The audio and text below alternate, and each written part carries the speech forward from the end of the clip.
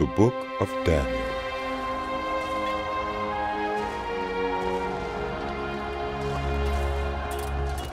In the 3rd year of the reign of Jehoiakim, king of Judah, Nebuchadnezzar, king of Babylon, came to Jerusalem and besieged it.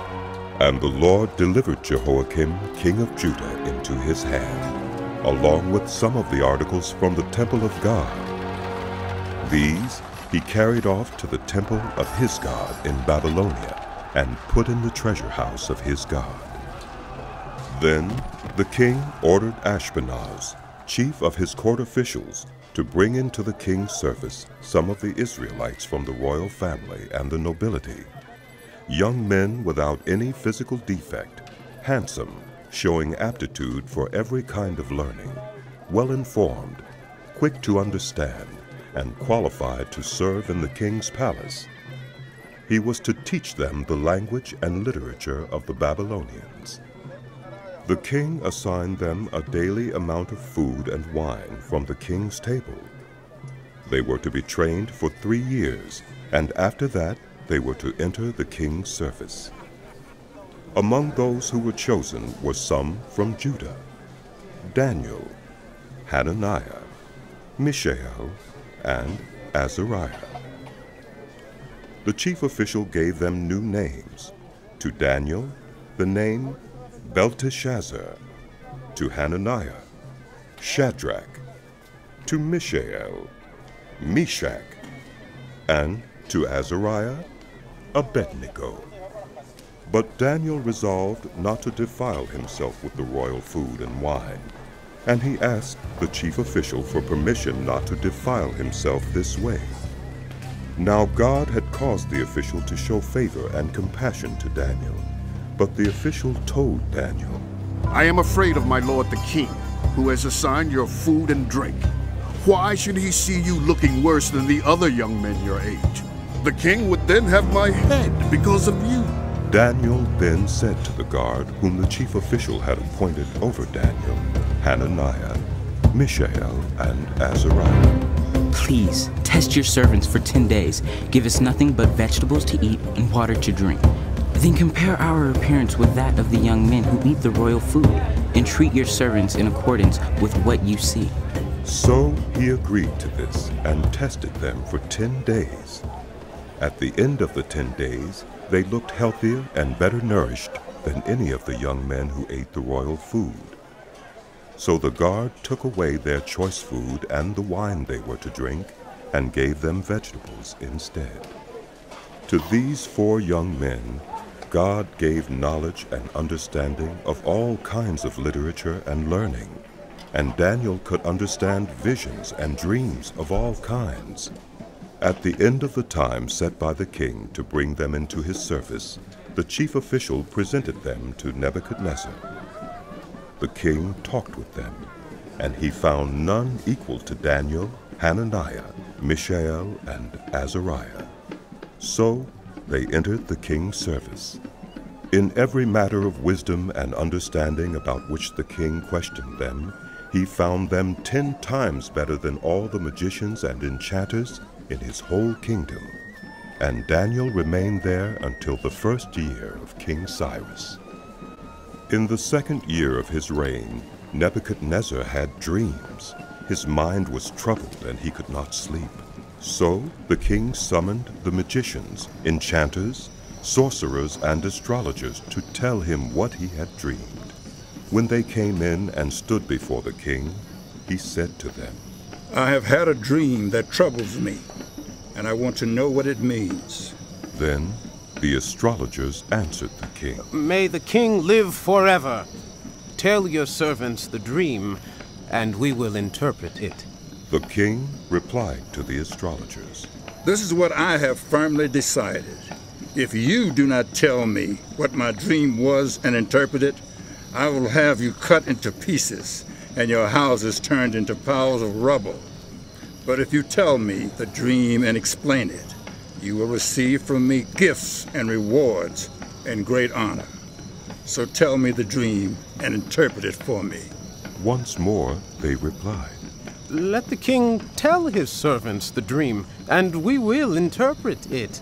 Then the king answered, I am certain that you are trying to gain time, because you realize that this is what I have firmly decided. If you do not tell me the dream, there's only one penalty for you.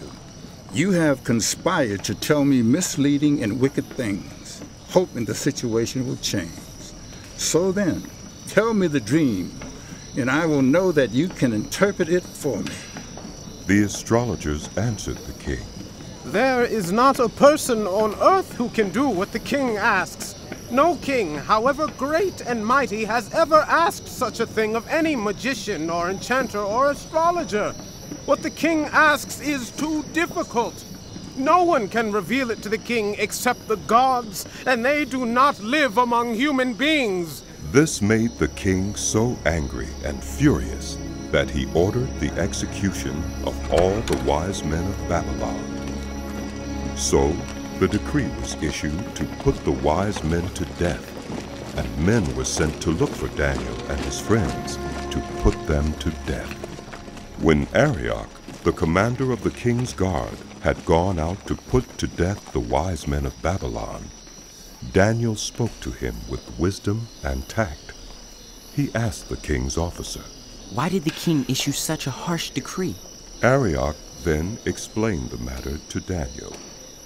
At this, Daniel went in to the king and asked for time so that he might interpret the dream for him.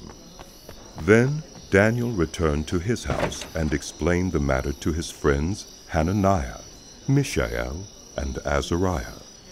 He urged them to plead for mercy from the God of heaven concerning this mystery, so that he and his friends might not be executed with the rest of the wise men of Babylon. During the night, the mystery was revealed to Daniel in a vision. Then Daniel praised the God of heaven and said, Praise be to the name of God forever and ever. Wisdom and power are his. He changes times and seasons. He deposes kings and raises up others. He gives wisdom to the wise and knowledge to the discerning. He reveals deep and hidden things. He knows what lies in darkness, and light dwells with him. I thank and praise you, God of my ancestors. You have given me wisdom and power. You have made known to me what we asked of you. You have made known to us the dream of the king.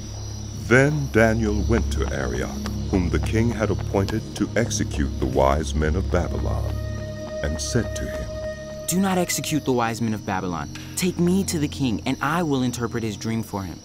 Arioch took Daniel to the king at once and said, I have found a man among the exiles from Judah who can tell the king what his dream means.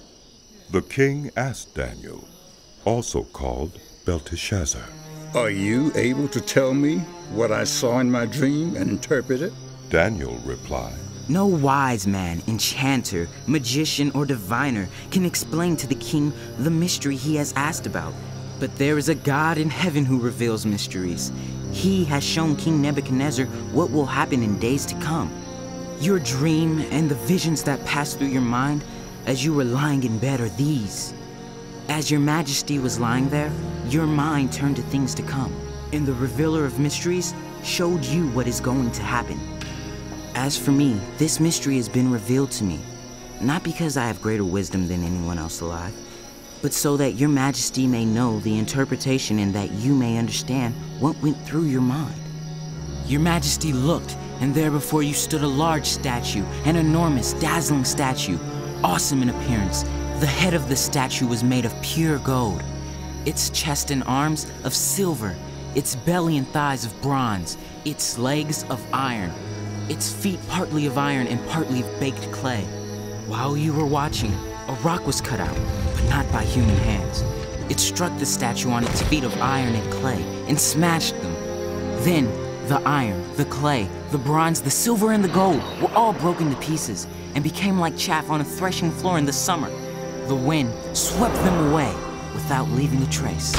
But the rock that struck the statue became a huge mountain and filled the whole earth. This was the dream, and now we will interpret it to the king. Your Majesty, you are the King of Kings. The God of heaven has given you dominion and power and might and glory. In your hands He has placed all people everywhere, and the beasts of the field and the birds in the sky. Wherever they live, he has made you ruler over them all. You are that head of gold. After you, another kingdom will arise, inferior to yours. Next, a third kingdom, one of bronze, will rule over the whole earth. Finally, there will be a fourth kingdom, strong as iron, for iron breaks and smashes everything. And as iron breaks things to pieces, so it will crush and break all the others. Just as you saw that the feet and toes were partly of baked clay and partly of iron, so this will be a divided kingdom. Yet it will have some of the strength of iron in it, even as you saw iron mixed with clay. As the toes were partly iron and partly clay, so this kingdom will be partly strong and partly brittle. And just as you saw the iron mixed with baked clay, so the people will be a mixture and will not remain united, any more than iron mixes with clay. In the time of those kings, the God of heaven will set up a kingdom that will never be destroyed, nor will it be left to another people. It will crush all those kingdoms and bring them to an end, but it will itself endure forever. This is the meaning of the vision of the rock cut out of a mountain, but not by human hands, a rock that broke the iron, the bronze, the clay, the silver, and the gold to pieces. The great God has shown the king what will take place in the future. The dream is true, and its interpretation is trustworthy. Then King Nebuchadnezzar fell prostrate before Daniel and paid him honor and ordered that an offering and incense be presented to him.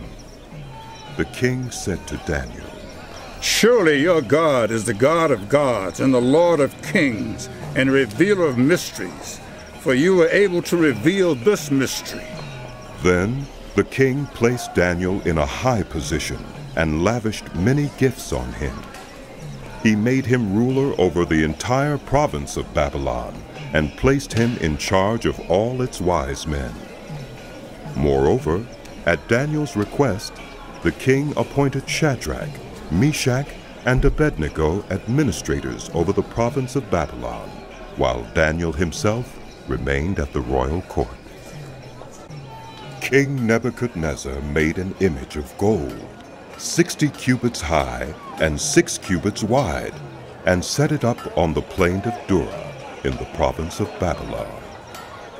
He then summoned the satraps, prefects, governors, advisors, treasurers, judges, magistrates, and all the other provincial officials to come to the dedication of the image he had set up. So the satraps, prefects, governors, advisors, treasurers, judges, magistrates, and all the other provincial officials assembled for the dedication of the image that King Nebuchadnezzar had set up, and they stood before it. Then the herald loudly proclaimed, Nations and peoples of every language, this is what you are commanded to do. As soon as you hear the sound of the horn, flute, zither, lyre, harp, pipe, and all kinds of music, you must fall down and worship the image of gold that King Nebuchadnezzar has set up. Whoever does not fall down and worship will immediately be thrown into a blazing furnace. Therefore, as soon as they heard the sound of the horn, flute, zither, lyre, harp, and all kinds of music, all the nations and peoples of every language fell down and worshipped the image of gold that King Nebuchadnezzar had set up. At this time, some astrologers came forward and denounced the Jews. They said to King Nebuchadnezzar, May the king live forever. Your Majesty has issued a decree that everyone who hears the sound of the horn, flute, zither, lyre, harp, pipe, and all kinds of music must fall down and worship the image of gold, and that whoever does not fall down and worship will be thrown into a blazing furnace. But there are some Jews whom you have set over the affairs of the province of Babylon, Shadrach, Meshach, and Abednego, who pay no attention to you, your Majesty. They neither serve your gods nor worship the image of gold you have set up. Furious with rage, Nebuchadnezzar summoned Shadrach, Meshach, and Abednego. So these men were brought before the king, and Nebuchadnezzar said to them, Is it true, Shadrach, Meshach, and Abednego, that you do not serve my gods or worship the image of gold I have set up? Yes, it is true. Now when you hear the sound of the horn, flute, zither, lyre, harp, pipe, and all kinds of music, if you are ready to fall down and worship the image I made, very good. Not serve that. But if you do not worship it, you will be thrown immediately into a blazing furnace. Then what God will be able to rescue you from my hand? Shadrach, Meshach, and Abednego replied to him, King Nebuchadnezzar, we do not need to defend ourselves before you in this matter. If the God we serve is able to deliver us, then he will deliver us from the blazing furnace and from your majesty's hand. But even if he does not, we want you to know, your majesty, that we will not serve your gods or worship the image of gold you have set up. Then Nebuchadnezzar was furious with Shadrach, Meshach, and Abednego, and his attitude toward them changed. He ordered the furnace heated 7 times hotter than usual, and commanded some of the strongest soldiers in his army to tie up Shadrach, Meshach, and Abednego, and throw them into the blazing furnace. So these men, wearing their robes, trousers, turbans, and other clothes, were bound and thrown into the blazing furnace. The king's command was so urgent, and the furnace so hot, that the flames of the fire killed the soldiers who took up Shadrach, Meshach, and Abednego, and these 3 men, firmly tied, fell into the blazing furnace. Then King Nebuchadnezzar leaped to his feet in amazement and asked his advisors, Weren't there 3 men that we tied up and threw into the fire? They replied, Certainly, your majesty. He said, Look, I see 4 men walking around in the fire, unbound and unharmed, and the 4th looks like a son of the gods. Nebuchadnezzar then approached the opening of the blazing furnace and shouted, Shadrach, Meshach, and Abednego, servants of the Most High God, come out, come here. So Shadrach, Meshach, and Abednego came out of the fire, and the satraps, prefects, governors, and royal advisors crowded around them. They saw that the fire had not harmed their bodies, nor was a hair of their heads singed. Their robes were not scorched, and there was no smell of fire on them. Then Nebuchadnezzar said, Praise be to the God of Shadrach, Meshach, and Abednego, who has sent his angel and rescued his servants. They trusted in him and defied the king's command, and were willing to give up their lives rather than serve or worship any god except their own God.